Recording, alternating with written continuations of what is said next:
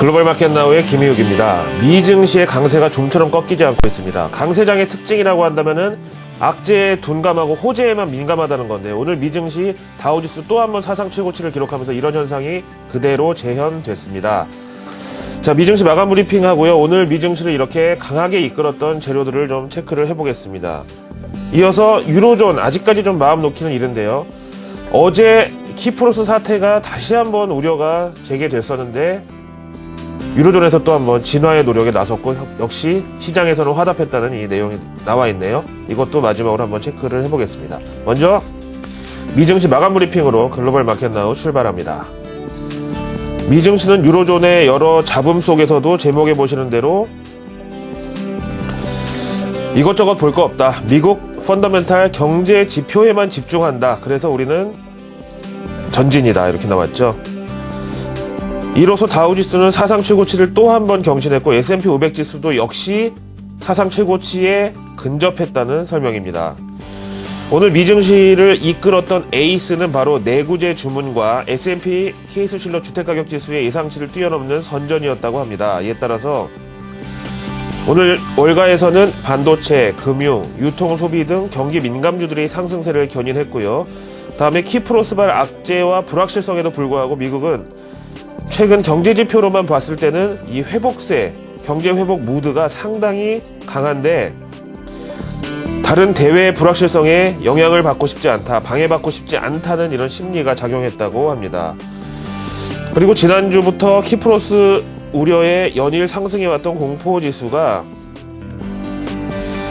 하루 만에 이게 얼마야? 7.1%가 급락하면서 그간의 상승분을 한 방에 반납해버렸다는 사실도 언급했습니다. 오늘 미 증시 쌍도마차는 들어보신 대로 주택이랑 내구재 주문인데요. 미국 부동산 시장 회복세는 누구나 다 알고 있고 현재 진행형이니까 큰 탈이 없으니까요. 내구재 주문 건수에 대해서 한번 자세하게 알아보실까요? 미 상무부 측에서 발표한 자료로 직접 보시겠습니다.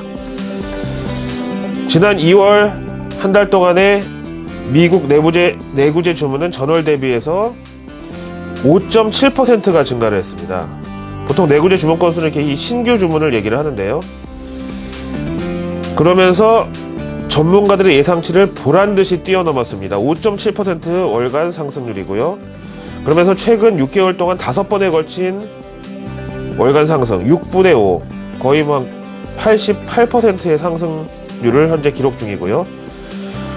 근데 이 내구재라는 게요, 가격이 좀 비싸고 사용기간이 긴 이 내구재의 특성상 향후 업황 개선에 대한 기대감이나 고용 같은 기업들의 이 고정 투자 증가를 암시하는 의미가 있기 때문에 사실 어떻게 보면은 내구재라는 이 특정 제품군에 한정된 지표라고 볼 수도 있지만은 그 선행성이라든가 경제 지표로서의 영향력은 상당히 크다고 할 수가 있겠습니다. 그 밑에 업종별로 보실까요? 너무 작아서 좀 안 보이시는데 제가 설명을 상세하게 드리겠습니다. 일단 미출하 제품을 포함한 제조업 생산품 주문이 6.7% 증가를 기록하고 있고요.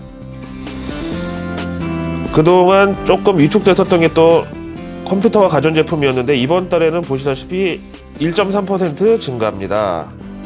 다음으로 전자제품과 관련된 부품 주문도 역시 이렇게 2.9% 증가를 했고요. 이어서 그야말로 미 제조업종의 4번 타자 자동차 업종의 완성차와 부품 주문도 늘었는데요. 3.8% 증가를 했습니다. 그리고 민간 항공기 주문은 무려 95.3%가 한 달 만에 늘어났는데 이건 내구재 주문에서 이렇게 변동성이 큰 운송 장비를 제외하더라도 앞에서 보신 주요 업종들은 어차피 견조한 주문 증가를 기록했으니까 참고를 하시면 되겠고요. 우리나라 항공업종이라는 건 적용할 게 거의 없기 때문에 이렇게만 보시면 되겠습니다. 여기에 대한 미 전문가 의견하고요. 오늘 시황을 종합한 현지 인터뷰 내용을 함께 들어보시기로 할까요? 밀러 타박 앤 코어 증권사 투자 전략가 의견입니다. 오늘 미 경제지표는 투자자들에게 다른 건 몰라도 미국 경제는 현재 제대로 된 방향성을 잡고 있다는 확신을 주기에 충분했다. 유럽발 리스크와 워싱턴의 불협화음 같은 이런 대내외적인 불확실성에도 불구하고 웬만한 악재로는 이제 미국 경제 회복세를 흔들 수가 없다는 사실, 이것이 바로 현재 상당한 고점 부담에도 불구하고 추가 매수에 가담하는 분명한 구실로 미국 증시에서 작용을 했다라고 주장했습니다. 어제 키프로스 사태 호재라고는 했지만 약간 상승폭을 반납했던 이유가 바로 예금에 대한 이 과세 때문이었었는데요. 자, 여기에 대해서 ECB 측에서 진화에 또 나섰는데 내용 함께 보실까요? 로이터 영국판에서 보도합니다. 사진에 보시는 ECB 집행임원 에와드 노워튼이 인터뷰 내용인데요. 사실 키프로스 사태가 중요했던 이유 중에 하나는 화폐의 가장 중요한 기능 중에 하나가 바로 가치 저장 수단이라는 건데요. 이를 담당하는 모택격이 바로 은행입니다. 근데 이번 키프로스 구제금융 조건이요, 개별 은행별로 원금의 최대 40%를 세금으로 떼가는 사상 초유의 조건이 있었기 때문에 혼란스러웠던 건데, 여기에 대해서 ECB 집행임원 에와드 노워튼이는 이번 키프로스는 시범 케이스가 아니라 스페셜 케이스다, 아주 이례적인 케이스였다라면서 키프로스 뱅크런이라든가 여러 가지 우려의 확산 방지를 위해서 강력한 메시지를 날렸습니다. ECB 집행임원의 말은 상당히 영향력이 컸다고 볼 수 있는데요. 시장에서 한번 살펴보시죠. 이탈리아 10년 만기 국채금리의 움직임을 보시겠습니다. 먼저 지난 키프로스 사태 때 깜짝 놀라서 일시적으로 급등했다가 사태 해결 추이를 보면서 조금 내려갔다가 어제 그 키프로스 조건 때문에 다시 급등을 했다가요, 오늘 0.89% 다시 상승분을 반납하면서 하락을 했습니다. 시장은 어쨌든 안도 랠리, 이렇게 앞에서 보신 ECB 집행임원의 발언을 받아들였다고 봐야 되겠죠. 자, 이렇게 분위기 좋은데 우리는 또 다른 지병이 하나 바로 있습니다. 박근혜 대통령께서 핵을 머리에 이고 살 수는 없다, 이 대목이 떠오르는 이 기사가 하나 있는데요. 신화통신 보시죠. 신화통신에서는 북한 조선중앙통신이 김정은이 명령을 내렸는데 포병과 미사일 방어부대의 전투태세 돌입 명령, 여기에 대해서 전하고 있고요. 한반도는 물론이고 미국, 하와이, 괌 등 태평양 주요 군사 요충지를 사정권으로 두는 미사일을 배치했다는 내용을 다루고 있습니다. 참, 군대도 안 갔다 왔으면서 그놈의 쌍안경은 참 맨날 들고 다니고, 이건 뭐 재떨인가요? 참, 뭐 어른 흉내 내려는 그런 자꾸 이상한 걸로 저는 보이는데, 그렇다고 해서 이 북한은 안보 의식을 우리가 절대로 늦춰서는 안 됩니다. 언제 어떤 돌발 행동을 할지 모른다는 점이 앞에서 보신 사진에서도 유치하지만 우려해야 될 만한 사실이라는 거죠.